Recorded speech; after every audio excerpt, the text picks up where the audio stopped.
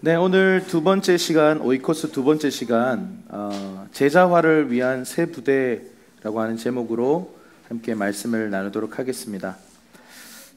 함께 우리 마가복음 2장 21절 읽을까요? 시작. 새 포도주를 낮은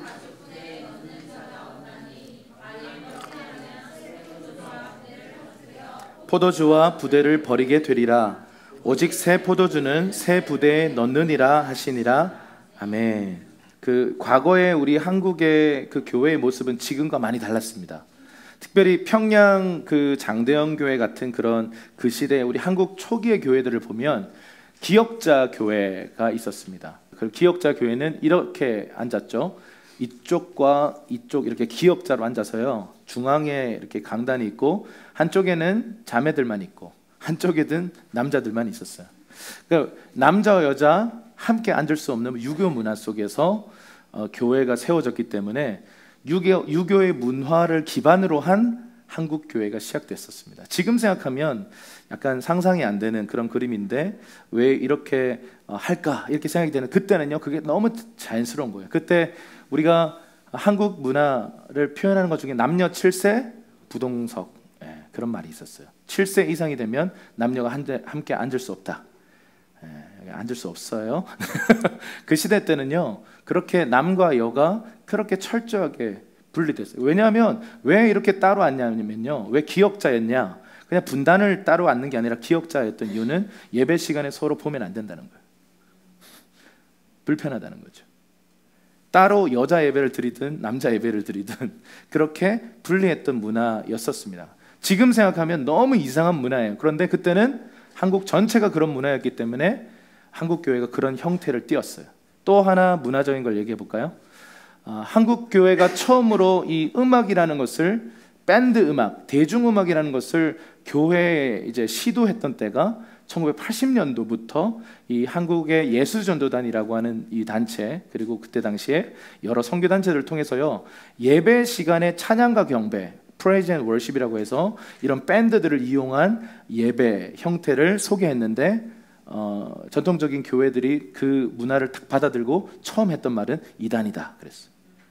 아니 사단이다 그랬어요. 이단까지 머무는 게 아니라 진짜 사탄의 악기를 가지고 왜 저런 전자악기 가라오케에서 쓰는, 그때 당시의 문화에서는 밴드 음악은요 가라오케에서나 쓰는 저급한 문화, 심지어 이 락 밴드에서 쓰는 막 락 밴드라고 하면 막 뭐 이상하게 막 하드 락, 뭐 데스 메탈 이런 거 아세요? 가사가 없어요. 이거밖에 없는 그런 음악이 있거든요. 그런 거에서 막 드럼 막 치니까 드럼 저건 사탄의 악기다. 그렇게 생각을 했었습니다. 근데 여러분 지금 생각해 보세요. 이 많은 악기들을 총동원해서 우리가 주님께 예배하는데 이걸 가지고 이단이다. 요즘도 그렇게 말하는 분들이 가끔 있더라고요. 교회의 적폐 그러면서 뭐 드럼 이렇게 많이 얘기하던데 할렐루야. 아닙니다. 사탄적 악기 그런 거 없어요. 모두 다 발생학적 오류에 빠져 있는 거예요. 여러분 우리나라가 국악을 가지고 찬양하는 그 모습을 보고요 전통교회에서 쫓아낸 그런 케이스들이 있으면, 제가 아는 그 팀이요 한 팀은 하드락 CCM 팀이고요 네. 또 하나는 국악 찬양팀이 계세요. 근데 이 두 분 다 공통점이 있어요.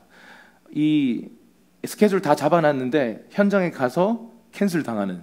왜냐하면 리허설 하고 있는데 막 두드리니까 저 굿할 때나 하는 거를 가지고 왜 예배 시간에 이 거룩한 강단에서 무슨 짓을 하는 거냐. 그래서 어르신들이 쫓아낸. 또 하드락이니까 기타 한번 이렇게 쫓겨나는 이런 일들이 참 많았다 그래요. 이게 뭐냐면 문화를 가지고 그게 마치 본질인 것처럼 생각해버리는 오류입니다. 여러분 주님은요 새 포도주이세요. 주님은 항상 새 포도주를 만드시는 분이세요. 이 말은 뭐냐면 하나님은 항상 새 일을 행하신다라는 거예요. 역사의 그 맨 앞장에 서셔서요 역사를 열어가시는 새 일을 행하시는 분이신데 우리는 그 주님을 따라가다 보면 어느 순간 안주하게 돼요. 어느 순간 그 과거에 행하시는 일들을 붙들고 있어요.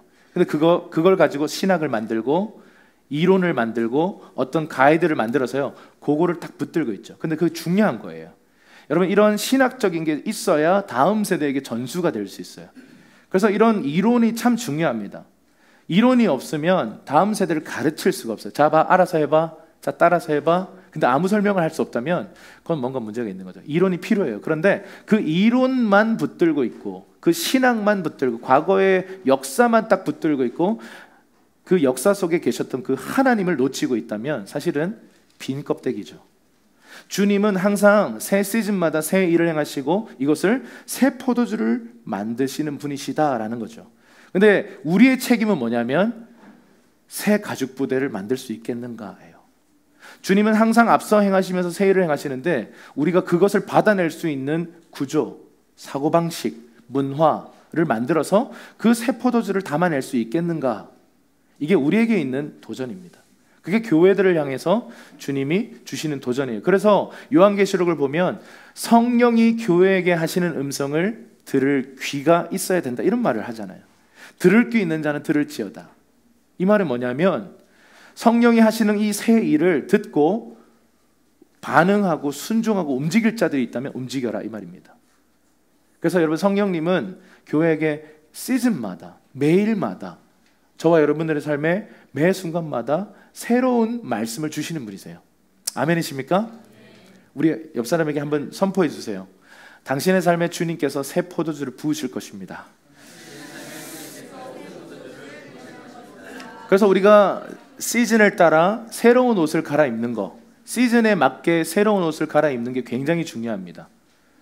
근데 중요한 사실은 뭐냐면 절대 빠뜨려서 안 되는 게 있어요. 교회가 시즌마다 옷을 갈아입고 새로운 문화를 갈아입고 시스템을 개혁하고 뭔가를 자꾸 바꿔나가야 되는데 그거 하지 않으면 망해요. 여러분 우리가 그 파이프 오르간으로 예배를 해야 된다라고 주장하는 분들이 지금도 있거든요. 파이프 오르간만이 거룩한 악기다. 독일 가니까 그렇게 주장하는 분들이 계세요. 나름 일리가 없어요. 무슨 말인지 모르겠어요. 뭐 이런저런 얘기를 하는데 동의가 안 됐어요. 그냥 존중해드리고 왔어요. 근데 파이프 오르간만이 거룩한 악기다. 그래서 파이프 오르간만으로 이 다음 세대들 막 심지어 유치부들 앉혀놓고 파이프 오르간으로 막 했어요. 그럼 아이들은 어떨까요? 젊은이들 어떨까요? 지루하고 힘들고 결국은 교회를 떠나게 되겠죠. 여러분 이것이 본질과 비본질적인 문화를 혼동하는 사건입니다. 여러분 우리가 절대 잃어버려서 안 되는 교회의 본질은 예수님이에요. 그런데 그 예수님을 표현하고 담아내는 그분의 임재를 표현하는 수단이 디제잉이 될 수도 있는 겁니다. 찍기. 여러분 나중에 우리 시험 들지 몰라. 다음 세대들 막 예배하는데 이건 아니야. 왜 아니야? 찍기 때문에. 나는 그런 음악 들으면서 안 컸거든요. 여러분 저는 90년대 감성이에요. 사랑을 할 거야. 머리를 쓸어 올리. 저는 이런 거 들으면요 눈물 나요. 근데 요즘 나오는 음악들 띡띡띡띡 이런 거 하면요 솔직히 말해서 제 감성은 아니에요. 요즘 뭐 레트로 감성 다시 유행하는데 왜냐하면 그거 되게 좋아요. 할렐루야. 근데 여러분 저에게 가장 적합한 음악은 90년대 대중음악 스타일인데 저한테 막 예를 들어 전통 재즈를 막 강요한다 누군가가 막 들으면서 이건 뭐지? 만약 레게만으로 예배해야 된다 그런 모임에 제가 안 가겠죠 일단은. 근데 만약 그런 상황이 펼쳐졌다 사실 고통스러운 거죠. 물론 레게 좋아요. 찍기 뭐 좋아요. 그런데 모든 예배 형식이 찍기 좀 힘들 것 같아요. 막 랩으로 계속 막 한다. 좀 힘들 것 같아요. 그런데 홍대에 있는 젊은이들을 위한 교회가 개척됐다면 그들의 언어는 랩이에요. 뭐 평소 말도 랩으로 해요. 밥 먹었어? 뭐 이러면 하거든요. 그런 친구들에게 랩 같은 설교 좋습니다. 그래서 실제로 랩으로 설교하는 분들이 계세요. 엘리베이션 처치라고 하는 그 엘리베이션 월십이라고 유명한 교회가 있어요. 거기 보면요 이렇게 그냥 설교를 하다가 항상 반주가 좀 살짝 깔려 있어. 그러다가 이분이 흥분하잖아요. 갑자기 반주가 붕 나오면서 무슨 이게 설교가 아니라 무슨 반주와 설교가 뭐 혼연일체된 것 같고 그러다 갑자기 랩을 해요. 막 이렇게 잡더니 이게 논리적인 거 할 때는 그거 안 해요. 근데 선포할 때 야우 막 이렇게 비트에 맞춰서 하는데요, 젊은이들이 막 이렇게 뭐 반응을 해요. 언젠가 해보고 싶어요. 언젠가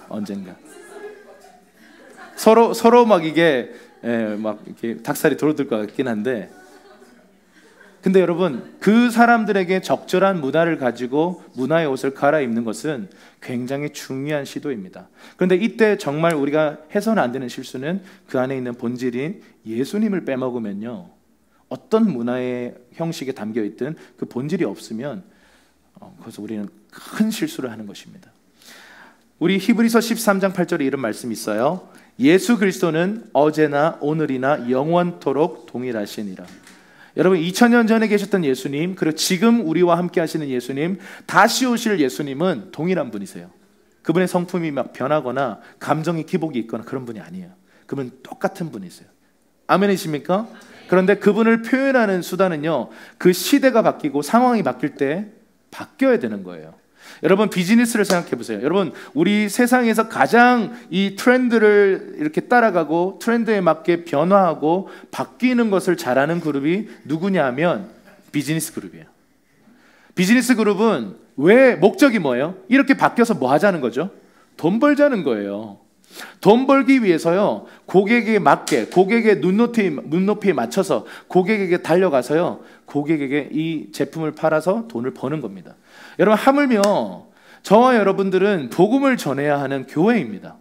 그런데 이 세상의 트렌드와 이 세상의 상황, 지금 처해 있는 사람들의 어떤 정서를 고려하지 않고 내 방식으로 내 문화를 가지고, 그냥 우리가 이 기독교의 이름과 기독교의 문화, 나의 문화를 가지고 가서 누군가에게 어떤 것들을 강압적으로 전할 때, 그것은 올바른 선교, 복음 전도가 아닌 것이죠. 여러분, 우리가 계속해서 이 본질을 잘 지키되 본질을 담는 형식을요, 계속 바꿔나가야 되는 줄로 믿습니다. 그래서 저희 공동체가 이 오이코스라고 하는 이 새로운 하나의 세계관이에요. 여러분, 이거는 그냥 여러분 이것에 대해서 그냥 지식적으로 이 오이코스 이런 건가? 여러분이 지금 국지적으로 경험하고 있는 이 오이코스에 대해서 사실은 성경을 통해서 좀 특별한 계시가 필요해요. 여러분, 이것은 새로운 것은 아니에요. 과거에 초대교회에 있었던 것이고 우리에게 하나님 자연스럽게 주셨던 하나의 그 시대의 문화적 교회였습니다. 가정교회였어요. 그냥 무브먼트로서의 기독교였어요. 그런데 우리가 왜 지금 이렇게 새로운 가죽 부대라고 부르냐면요, 우리에게 굳어진 건 뭐냐면 시스템적 교회예요. 조직이라고 하는 교회입니다. 하나의 그냥 이렇게 굳어져 있는 하나의 기관으로서의 교회이기 때문에 우리가 이 사고방식을 벗어버리고 주님이 지금 우리에게 말씀하시는 오이코스라고 하는 새 사고방식 안으로 들어가야 되는 거죠. 우리에게 주시는 이 기도의 집과 오이코스는요, 새로운 게 절대 아니에요. 성경 전체를 관통하는 중심적인 어떤 하나의 가치입니다. 그런데 왜 이게 새 부대가 되었냐? 우리가 잃어버렸어요. 관계적 기독교를 잃어버렸어요. 기독교는 처음부터 관계였고요, 완성도 관계입니다. 심지어 성부, 성자, 성령 하나님께서 관계적으로 존재하세요. 여러분, 관계적으로 존재하는 신이 있나요? 삼위일체 하나님 외에는 없어요. 물론 저기 제우스 신과 이게 아버지와 아들 있지 않는, 여러분, 그런 것과는 전혀 다른 거예요. 이건 각각 독립적으로 존재하는데 삼위일체는요, 각각 존재하시지만 하나다라고 하는 이 이상한 수수께끼 같은 표현을 합니다. 하나인데 삼위를 가지셨다. Three in one 이렇게 표현합니다. 이걸 어떻게 이해를 하겠습니까? 존재 자체가 공동체세요. 존재 자체가 관계세요. 그 하나님께서요, 우리를 창조하실 때 우리를 관계적으로 창조하셨어요. 관계하도록이요. 여러분, 요즘 문화 중에 혼족이 있잖아요. 혼자 밥 먹고 혼자 영화 보고 혼자 살아가고 결혼 안 하고 혼자 뭐 즐기면서 인생을 살면서 너무 좋다 말하는 분들이 계신데, 여러분, 그거 하시는 그 리더들을 인터뷰하는 거 들어봤거든요. 근데 그게 저항 정신이 꽤 많더라고요.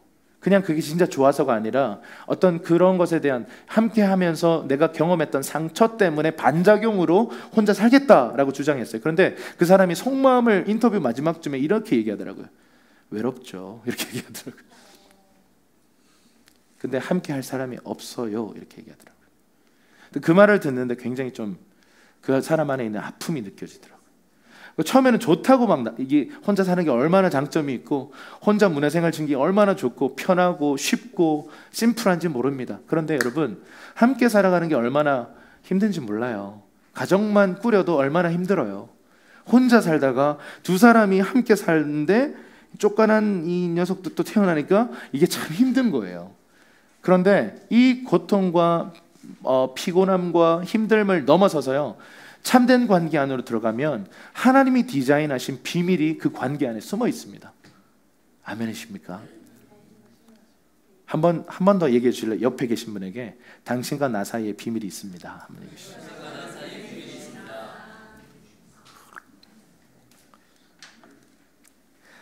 그래서 여러분, 우리가 이렇게 좀 생각해 볼 필요가 있습니다. 무엇을 바꿔야 되고 무엇을 바꾸면 안 되는가, 이 고민을 함께 했으면 좋겠어요. 예수 그리스도라고 하는 이 절대 불변의 진리는 우리는 반드시 지켜야 돼요. 여러분, 이게 바뀌면 종교가 바뀝니다. 예수님이 바뀌어버리면 이건 완전 다른 종교가 돼버려요. 그런데 무엇을 바꾸면 안 되는지, 무엇을 바꿔야 하는지를 분별해야 되는데, 여러분, 예수 그리스도를 표현하기에 가장 적합한 언어와 문화로요, 우리는 앞으로 계속해서 이 교회는 바꿔 나갈 것입니다. 그리고 지금 우리가 바꾸려고 하는 이 오이코스는 거대한, 우리가 살아오면서 거대한 어떤 마치 우리를 지배하고 있는 하나의 이데올로기에서 빠져나온 느낌이에요. 교회는 건물이 아니다, 머리로는 다 이해하지만 그렇게 사십니까? 그러면 안 살아요. 저도요 3년 동안 교회는 건물이 아니다라고 설교했는데 제가 그걸 못 살았어요. 그래서 고집스럽게 여기 교회 간판을 안 단 겁니다. 여긴 교회가 아니야 이렇게 얘기한 겁니다. 물론 지금도 매여 있는 것 같아요. 이 강력한 이데올로기에서 빠져나오려면 우리가 뭔가를 계속 실행해야 돼요. 지금 우리 2020년도부터 우리가 좀 더 공격적으로 움직여야 될 건 뭐냐면 교회를 살자예요. 교회는 시스템도 아니고 조직도 아니고 건물도 아니고 어떤 우리가 만들어 놓은 어떤 프로그램이 아닙니다. 오이코스는 새로운 세계관이에요. 관계를 통해서 하나님께서 우리에게 무언가 무브먼트를 하시기 원하시는 그 무브먼트의 통로로서 내가 서 있기로 결정하는 우리 결단입니다. 여러분, 이건 경험하지 않으면, 계시가 임하지 않으면 이것에 대해서는요 아무리 제가 이렇게 외쳐도 와닿지 않는 표현들이에요. 그래서 우리가 주님께 계시를 구하십시오. 주님이 의도하신 원래 교회의 모습은 뭡니까? 내게 가르쳐 주십시오. 그리고 살게 해 주십시오. 그리고 주신 마음들이 있다면요 하나하나씩 실행해 보는, 여러분, 오이코스를 세우는 원동력은 실행입니다. 알고만 있고 끝나는 게 아닙니다. 실행하기 시작할 때 어떤 변화들이 일어나기 시작하는 것이죠. 사도행전 2장 42절에서 47절에 보면 초기 교회, 우리 초대 교회에 이 오이코스의 모습이 나타나는데 한번 큰 목소리로 읽어볼게요. 시작. 그들이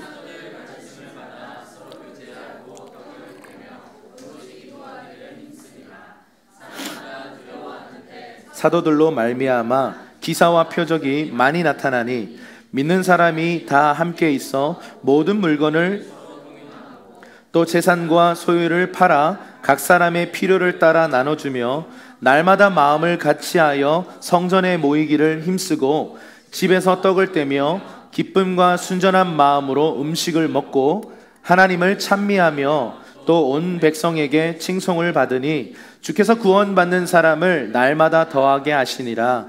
아멘. 초기 교회에 처음 등장한 오이코스의 모습이에요.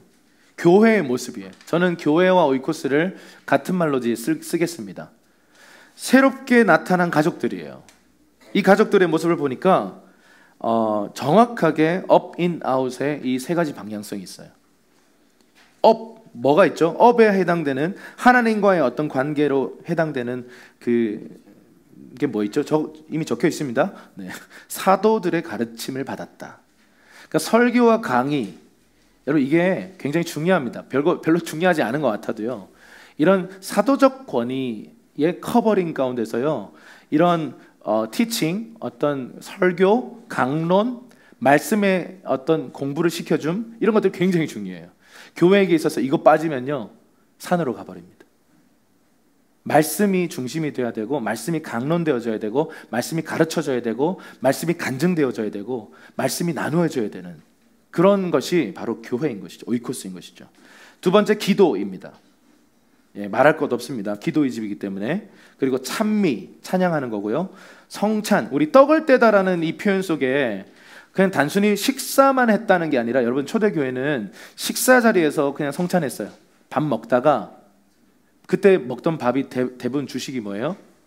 이 마짜 같은 거, 그런 빵이라고 번역되어 있지만 사실 크래커에 더 가깝습니다. 그래서 그 마짜 같은 그런 것들을요 먹고 포도주도 먹고 또 뭐 정말 좋은 날은 고기도 먹고 하는데, 이것은 주님의 몸이다. 우리로 치면 이런 거죠.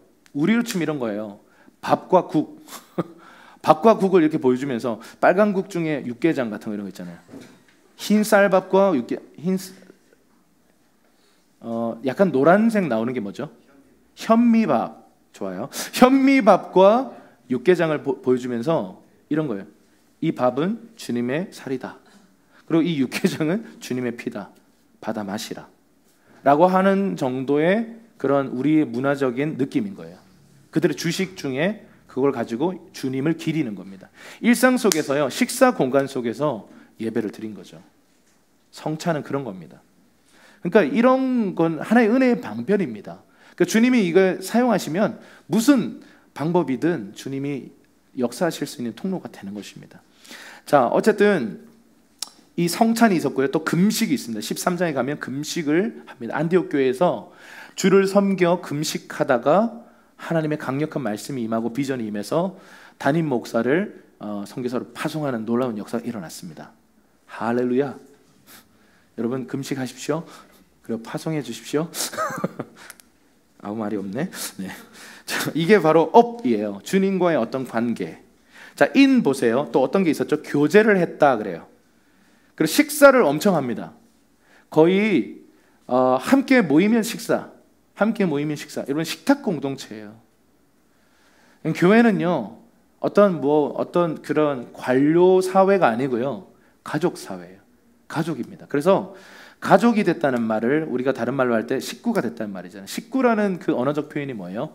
밥을 같이 먹는 관계라는 뜻이에요. 여러분 이 사람들은 밥을 같이 먹는 관계예요. 함께 식사를 하면서, 여러분 우리가 누군가와 좀 친해질 때 좀 부담스러운 관계일 때는 식사 바로 안 하잖아요. 처음 만났는데 식사 안 하잖아요. 식사 정도 했다 그러면 약간 그래도 마음을 열었다, 그래도 좀 친구가 될 용의가 있다, 이런 뜻입니다. 보통요 그냥 커피 한잔 하죠, 그렇게 친하지 않으면. 근데 이때는요 공동체 안에 들어올 때 어떤 하나의 중요한 어떤 관문이 식사였습니다. 그리고 이 유대인들이 생각할 때 이 식사는 이런 단순히 친해지는 의미가 아니라 영적 의미를 가지고 있었어요. 어떤 의미냐면 그날에 너와 함께 먹을 것이다 라는 뜻이에요. 그날이 언제일까요? 어린 양의 혼인잔치가 일어날 때 너와 내가 거기서 함께 먹을 것이다. 굉장한 표현이에요. 그래서 유대인들은 아무나랑 밥 안 먹어요. 밥 먹어주면 영광으로 알아야 됩니다. 그들의 문화 안에서는 그렇다는 거죠. 그래서 함께 식사했다라는 겁니다. 그리고 합심했다, 마음을 합쳤다는 거죠. 여러분 마음을 합치기까지 교제하려면 그냥 적당히 해서는 안 되겠죠. 진짜 마음이 하나 되는 것을 위해서 정말 시간을 보내고 함께 깊은 나눔들을 했다는 거죠. 자, 그리고 통용했다, 물건을 통용했다. 자, 물건을 통용하는 거 이런 거죠. 저도 책이 많거든요. 그 책이 많아서 저기 3층에 보면은 그냥 여기다가 그냥 자유롭게 볼 수 있도록 이렇게 통용한 거예요. 이게 일종의 하나의 통용입니다.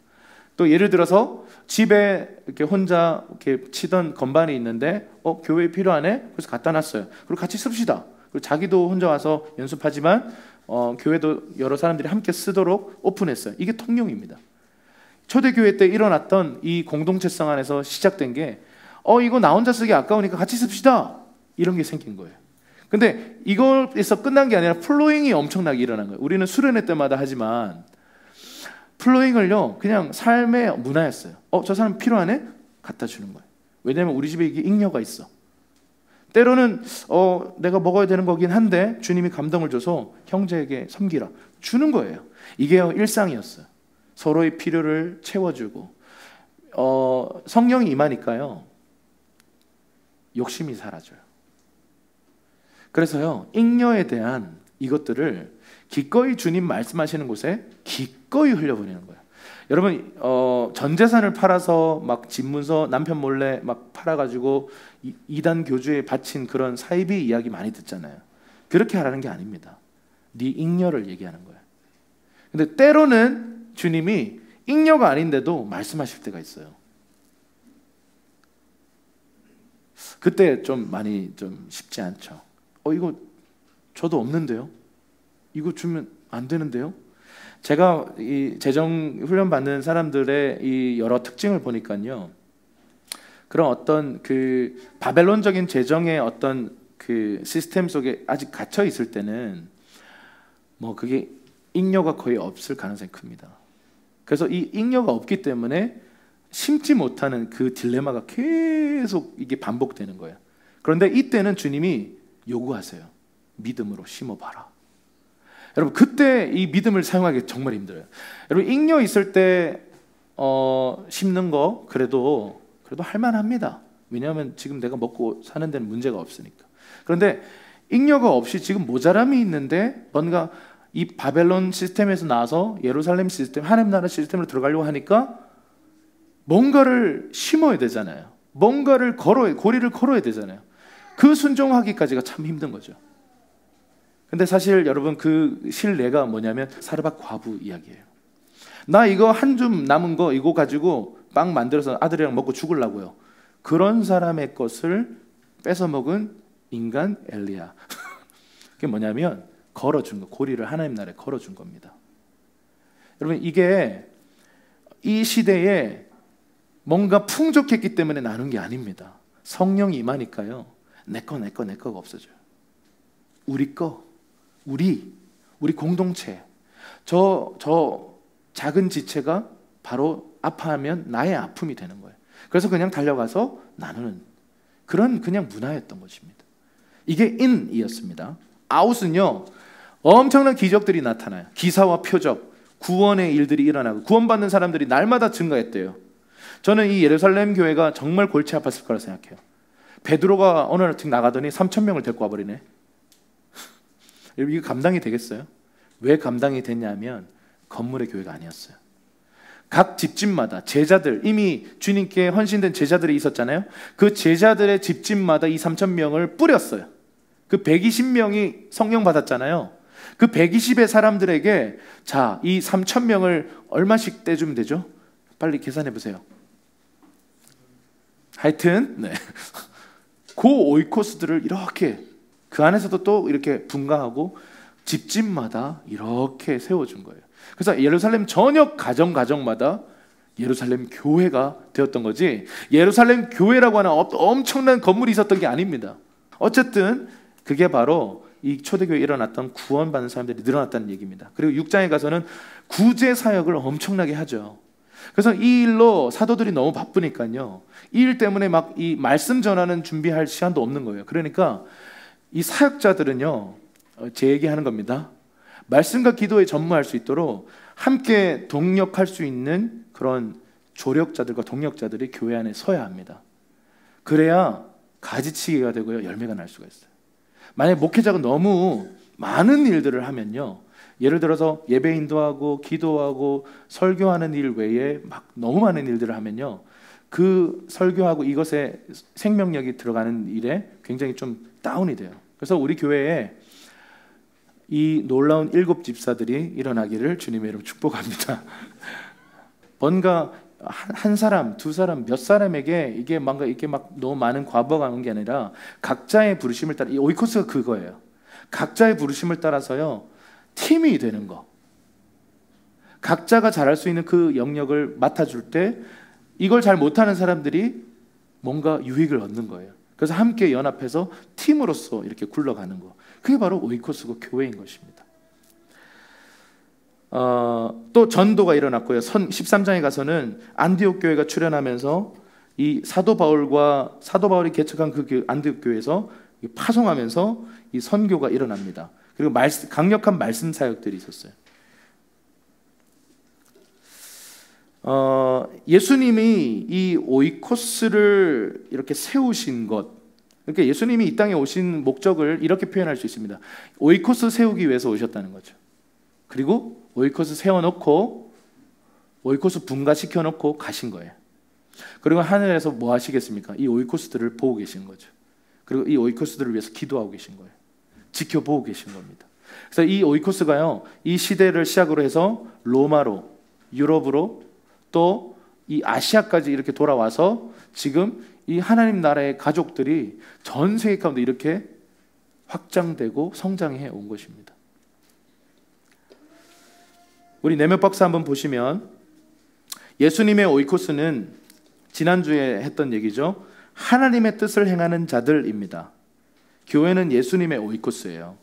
그냥 오이코스가 아니에요. 예수님의 오이코스입니다. 자, 초대교회는 날마다 모여서 강력한 업, 인, 아웃을 했어요. 이게 뭐냐면 이런 라이프 스타일을 살았다는 거죠.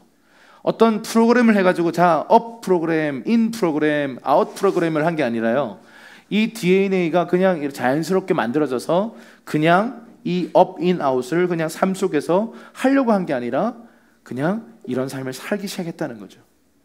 그래서 우리가 항상 우리가 체크해야 되는 거 뭐냐, 내가 지금 이 업, 인, 아웃 중에 이 삼각형 중에 어디쯤 내 밸런스가 있는가를 계속 체크하셔야 돼요.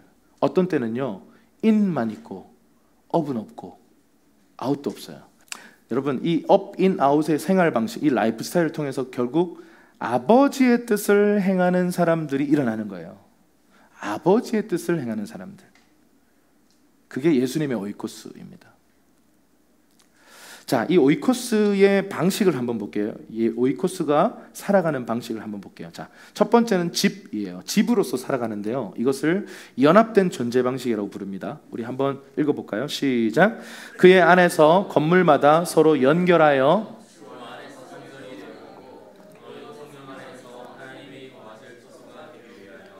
그리스도 예수 안에서 함께 지어져 가느니라. 네, 집으로서, 성전으로서 지어져 간다. 그런데 하나님의 거하실 처소라는 말은 하나님의 집이란 뜻입니다. 하나님의 집으로서 우리가 함께 이렇게 지어져 가는데 결국 우리가 누구라는 거죠? 하나님의 가족이라는 말입니다. 하나님의 오이코스, 하나님의 형제 자매, 예수님의 형제 자매로 우리를 부르신다라는 거죠. 여러분, 교회를 세우는 과정은 결국 이 지난 시간에 얘기했듯이 오이코도메오 하는 겁니다. 오이코스를 만드는 겁니다. 교회를 세우는데 건물을 막 짓고 뭔가 이런 시스템적인 하드웨어를 구축하는 거는 사실 비본질입니다. 필요하다면 할 수 있겠죠. 그런데 교회를 만드는 일은 오이코도메오, 오이코스를 만드는 거예요. 가족들을 만들어가는 것입니다.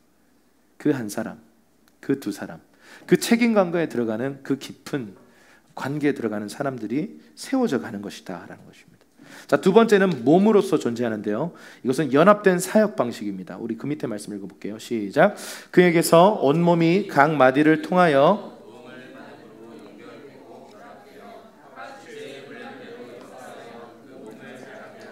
사랑 안에서 스스로 세우느니라. 네. 몸이라는 것은 우리 너무 많이 들어서 잘 알 것입니다. 각 마디가 참 중요한데요, 이런 거예요. 어제도 그런 기도하는 중에 그런 장면을 봤어요. 이 눈에 관련된 것이었는데, 이 눈 뒤편에서 제가 이렇게 어떤 이미지가 보였는데, 눈이 이렇게 기능들을 하고 있어요. 그런데 눈 뒤쪽에 이렇게 마치 이게 눈알이라면 뒤쪽에 이게 시신경이거든요. 아주 얇아요. 근데 제가 조금 더 찾아봤더니 이 좌측과 이게 중간에 이렇게 하면 꼬입니다. 그래서 이게 교차 시신경 부분이 있는데, 이 시신경에 문제가 생겼을 경우에 보세요. 눈알은요 열심히 대상을 봐요.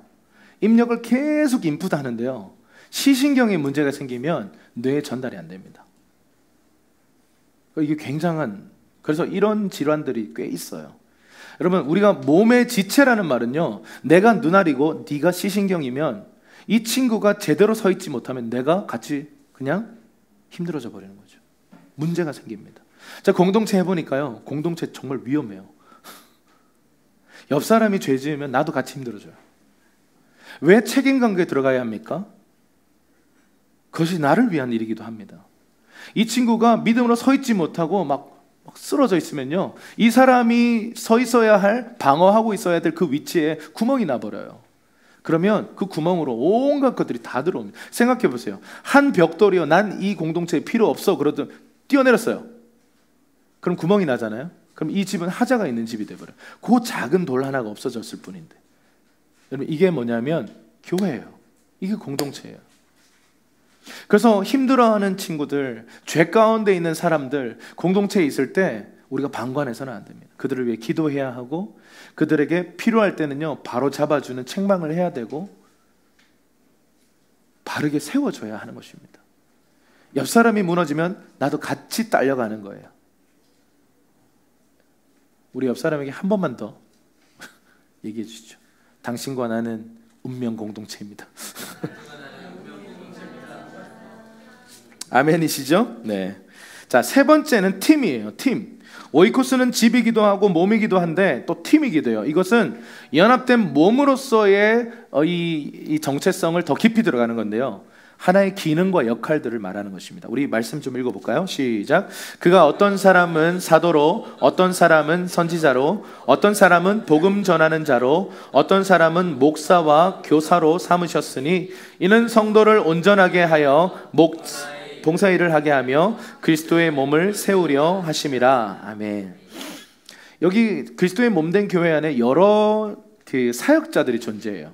사도라는 사람들이 있고, 선지자라는 사람들이 있고, 복음 전도자가 있고, 여기 사실 목사라고 번역됐는데 뭐 이렇게 번역해도 괜찮지만 사실 목자입니다. 목자예요. 그리고 이 교사입니다. 이 5가지의 직임이 성도들을 세우기 위해, 그리스도의 몸을 세우기 위해 존재하는 사역자들입니다. 근데 이 사역자들이요, 혼자서 다 하는 게 아니라 각자의 스타일들이 있어요. 각자들이 잘하는 기능들이 있는데 이 중에 크게 5가지가 있습니다. 첫 번째가 사도예요. 사도들은요, 어떤 관심이 있냐면 어떻게 몸을 이 뼈대를 세울 것인가, 그리고 근육을 붙일 것인가. 그래서 막 비전에 대해서 계속 집중하고요, 비전을 이야기하고, 비전을 제시하는, 그리고 개척하고, 방향을 제시하고, 또 어떤 진행을 돕기 위해서 감독하는 일들을 하는 것입니다. 이게 사도적인 리더십이죠. 이런 사람들이 대부분 어떤 설립자고 개척자입니다.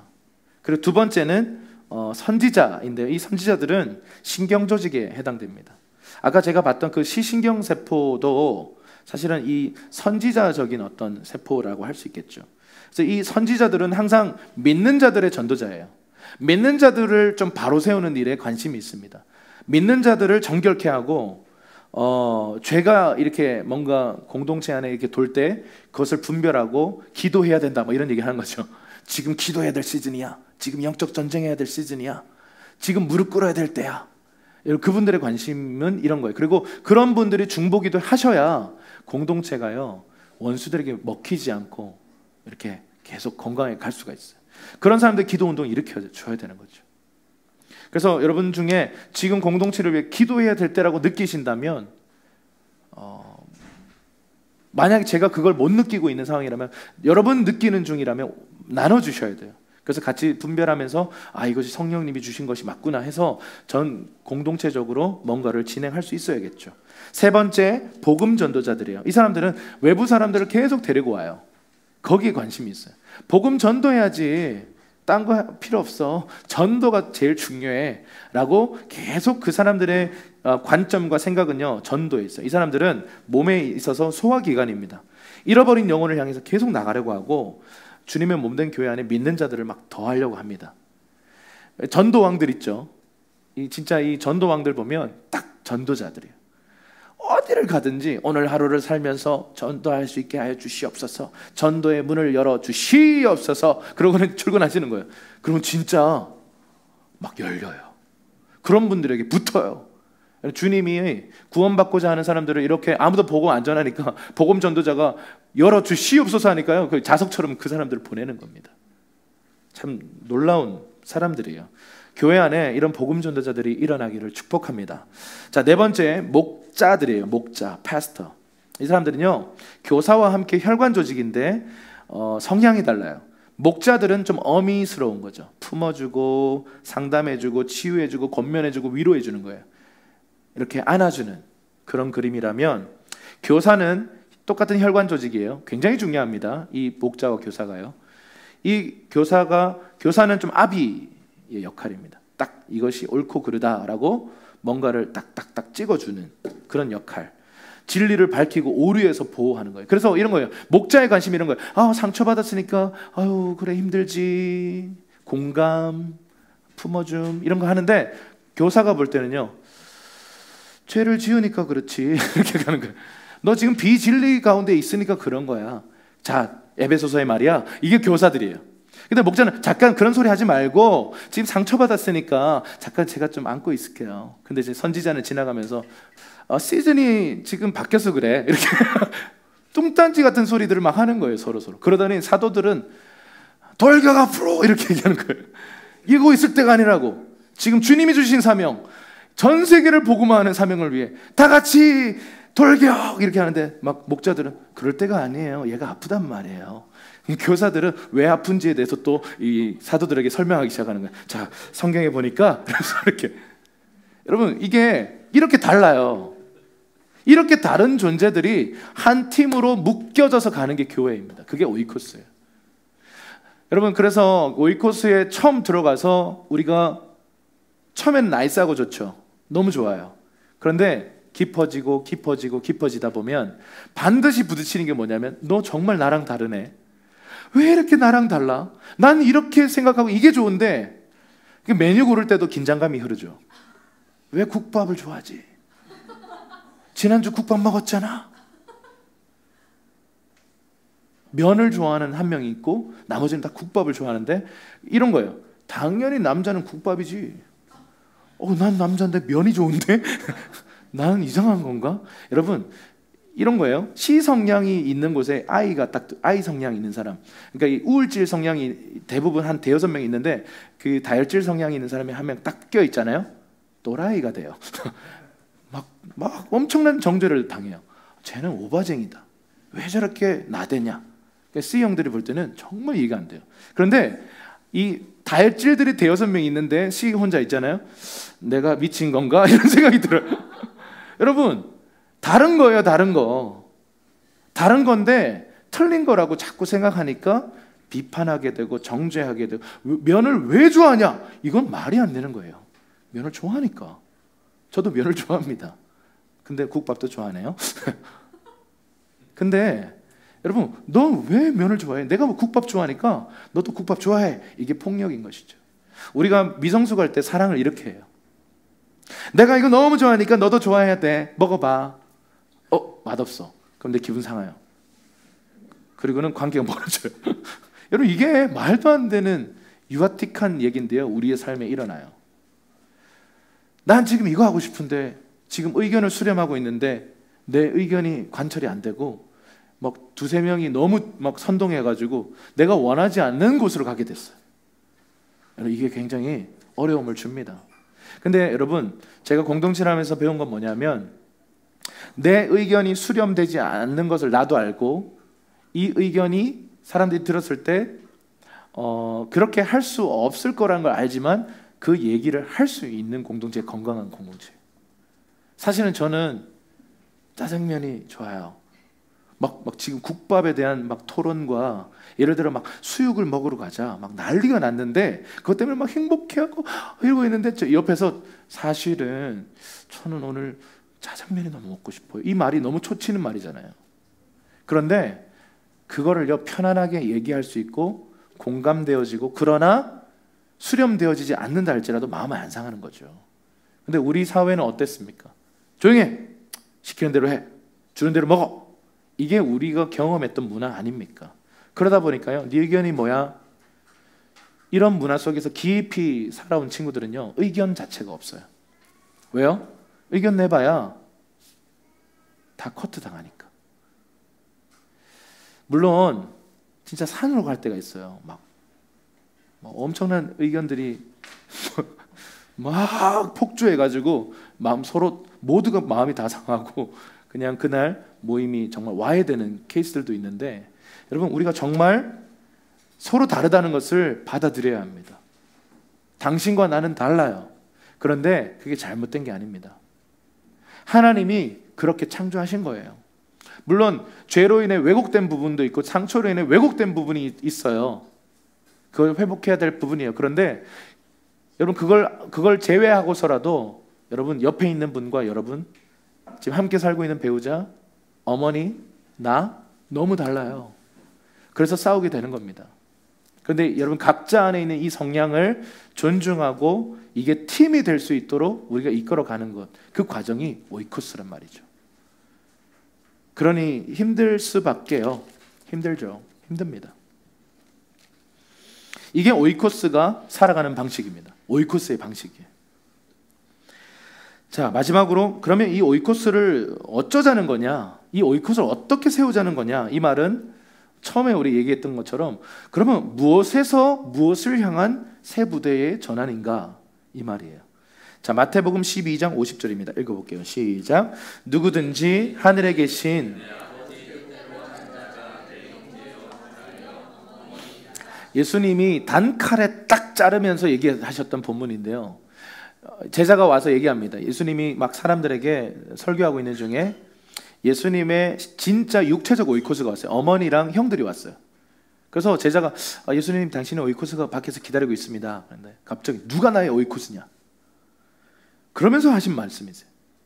여기 있는 이 사람들을 보라. 저기 있는 저분이 내 어머니고 이들이 내 형제다. 너무 세요. 가족을 뭔가 버리는 느낌이에요. 그리고는 이렇게 말한 본문도 있어. 내가 너희에게 평화를 주러 온 줄로 생각하지 말라. 나는 너에게 검을 주러 왔다. 이상한 본문이에요. 누구든지 나를 위하여 자기 가족을 미워하면 이상한 얘기를 하십니다. 가족을 미워하라고? 그리고 여기도 실제 가족이 왔는데 누가 나의 가족이냐면 가족인 것을 부인했어요. 그러면서 주님께서 말씀하시고자 한 것, 주님이 진짜 가족을 버리라는 말이 아니죠. 무엇이 더 우선적인 초점이냐 이 말입니다. 무엇이 진짜 가족이냐 이 말입니다. 진짜 오이코스가 뭐냐는 거예요. 여러분, 이 가족은요 천국 가면 없어요. 배우자 관계 해체돼요. 그냥 없어요. 내 가정, 막 단란한 내 가정, 여러분 이건 그림자일 뿐이에요.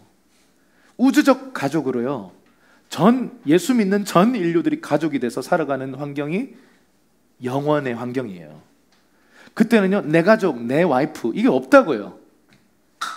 이 현생에서만 우리가 내 가족, 내 와이프라고 하는 이런 게 있어요. 근데 이걸 통해서 주님 뭘 가르치고자 하는 거죠? 진짜 오이코스가 뭐냐는 거예요.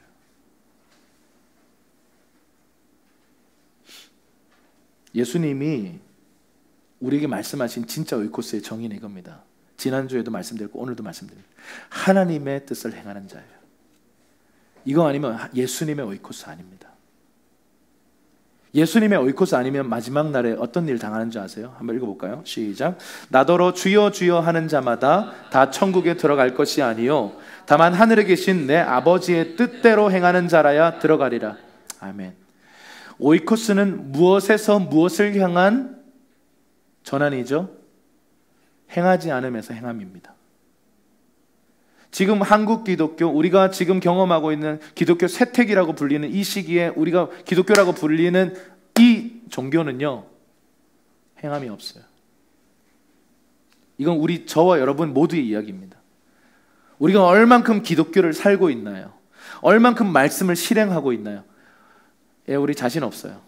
얼마나 기도하고 있고, 얼마나 성경을 묵상하고 읽고 있고, 얼마나 구제하고 있고, 얼마나 복음을 전도하고 있고, 얼마나 세상의 빛과 소금으로서 실행하고 있는가? 자신이 있는 분 계세요? 없어요. 무엇을 향한 전환이라고요? 이 제자의 삶을 살도록 하는 전환이라고요. 그게 바로 오이코스입니다. 오이코스에서 할 일은요 같이 막 밥 맛있는 거 먹으러 다니는 거 아닙니다. 최근에 우리가 오이코스 해보니까 지원비가 조금 있거든요. 그래 나머지는 회비나 뭐 알아서들 해야 되는데, 처음에 이렇게 지원비를 나눠줬는데 첫 주에 다 탕진하고 대부분 이렇게 보니까 자매들은 아직도 남았어요. 이 놀라운 일이 일어나요. 막 해먹더라고. 근데 형제들은 첫 주간에 국밥 한 그릇 말아 먹으니까 그것도 또 좋은 국밥 말아 먹어가지고 그래서 첫날 마이너스가 났어요. 그러고는 둘째 주에 우리가 뭐 먹었지? 라면 먹었습니다. 그것도 센터에 와서 센터에 비축되어 있는 컵라면 먹으면서 우리가 왜 그랬을까 회개하며 이렇게 눈물로 이렇게 모임을 했던 기억이 있습니다. 물론 그게 다 재밌었어요. 근데 먹으러 다니는 거 아니에요. 놀러 다니는 게 아니에요. 그렇다고 막 딱딱하고 이렇지도 않아요. 깊은 소통이 있어요.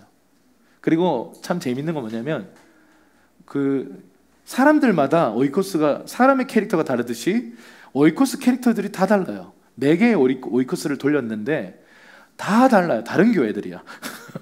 참 독특한 교회들이 나오더라고요. 또 이제 또 새로운 분들이 들어와서 이분들이 또 합류하면 또 어떤 교회가 탄생할지 참 궁금합니다.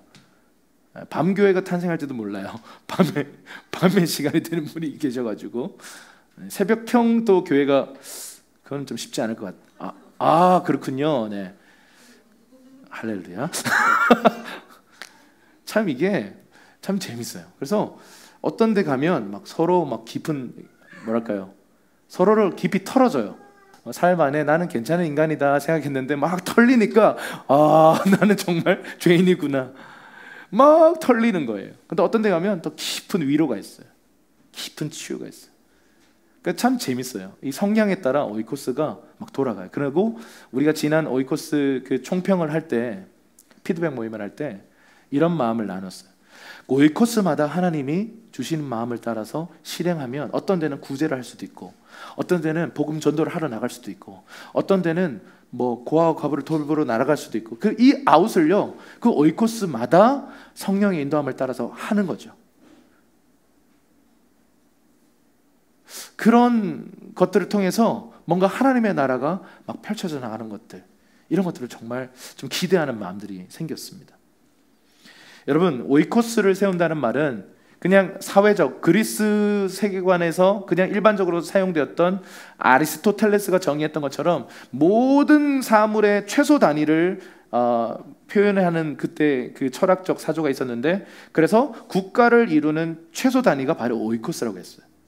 그런 의미에서 그냥 통용되었던 그 언어적 오이코스 의미에 예수님이 부여하신 의미는, 나의 오이코스들은, 나의 교회는 어떤 사람들이에요? 하나님의 뜻을 행하는 사람들, 실행하는 사람들, 액팅하는 사람들, 그 사람들을 일으키기 위한 새 가죽 부대가 오이코스입니다. 그래서 이 오이코스들이 건강하게 일어나기 시작할 때 여러분의 각자의 사명을 따라서 움직이기 시작하는 거죠. 저 말씀을 좀 마무리하겠습니다. 여러분, 하나님 나라에는요, 제자가 아닌 무리를 위한 공간이 없어요. 이거 참 슬픈 얘기예요. 무리들로 나 그냥 이렇게 적당하게 예수님 따라가는 거 말고, 예수님이 주신 오병이어 기적 같은 거, 예수님 주시는 위로 같은 거, 이런 거 얻고 싶어서 교회 생활 하고 싶어, 이런 분들이 있을 수 있어요. 근데 교회는 그런 분들을 위한 공간이 많아요. 전통교회 안에는요, 그분들을 관리해주는 시스템이에요. 헌신자들을 헌신받아서요, 이 헌신자들, 이 제자들이 제자가 되지 않기로 결정한 사람들을 섬기고 관리하고 유지 보수해주는 시스템이라고요. 근데 하나님의 나라에는 전혀 시스템이 달라요. 주님을 따라오지 않기로 결정한 사람들에 대해서 하나님 나라는 사실은 무리에 머물러 있는 사람들을 그냥 그대로 둡니다. 그리고 콜링을 하세요. 나를 따르라.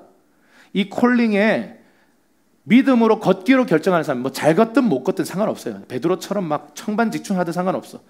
도마처럼 의심하든 상관없어.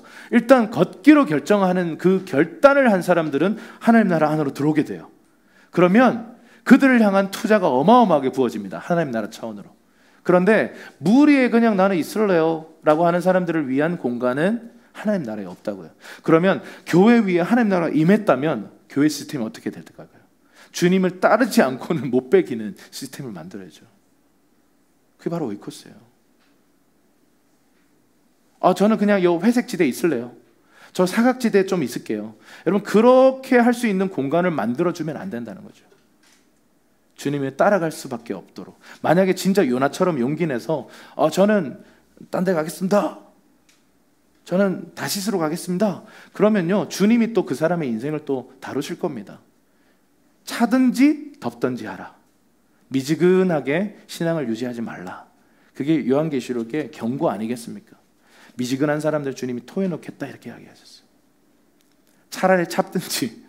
나 믿기 싫어요. 그런데 제일 애매한 사람들이 한쪽 발은 세상에 한쪽 발은 하나님께 이렇게 걸치고 있어서요, 이도 저도 아닌 사람들, 미지근한 사람들, 이게 좀 애매해요. 확실히 할 필요가 있습니다. 그것을 위한 공간이 오이코스입니다. 그래서 여러분, 오이코스에 대한 많은 오해들이 있는데 여러분이 갖고 있는 상처, 여러분의 관계에 대한 어떤 여러 가지 그런 생각들, 수많은 것들이 작용해서 오이코스가 부담스러울 수 있어요. 그런데 여러분, 오이코스를 한 사람들의 간증을 우리 이번 주에 좀 들었는데, 이 오이코스는 정말 우리가 그리스도의 제자로 살기 위해서는 없어서는 안 되는 구조입니다. 그래서 여러분, 지금 또 1대1 하고 계신 분들, 또 좀 중단됐다가 또 하시는 분들도 있고, 또 앞으로 하셔야 되는 분들도 있는데, 여러분 이 시간들을 통해서 하나님의 뜻을 행하는 그리스도의 제자로 저와 여러분들이 굳건하게 세워지기를 주님의 이름으로 축원합니다.